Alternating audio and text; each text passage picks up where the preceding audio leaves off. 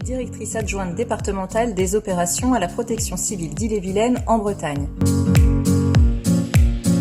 Les 1er et 5 avril dernier, la protection civile d'Ille-et-Vilaine a été missionnée par le SAMU 35 pour participer à ce qu'on a appelé l'opération Chardon. Cette opération consiste à transférer par train médicalisé des patients malades du Covid-19 qui se trouvent en service de réanimation dans des centres hospitaliers surchargés vers d'autres centres hospitaliers.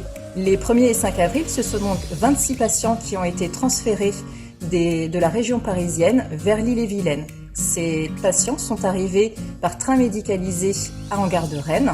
Et la protection civile d'Ille-et-Vilaine a eu 2 missions dans l'opération Chardon. La première consistait à l'extraction des patients du train.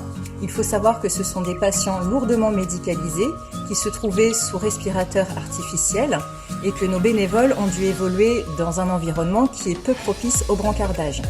Il a donc fallu veiller à la sécurité des patients en premier lieu et à la sécurité également de nos bénévoles.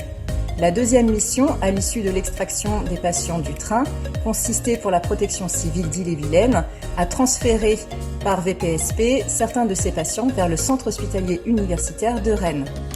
Sur ces opérations, ce sont 54 bénévoles de la protection civile d'Ille-et-Vilaine qui ont été engagés sur les missions brancardage, évacuation et sur l'ensemble de l'opération logistique et opérationnelle. Il s'agissait d'une opération totalement inédite, tant par sa nature que par le contexte qui l'est tout autant. Et si vous aussi, vous souhaitez être utile, je n'aurai que 3 mots à vous adresser. Restez chez vous.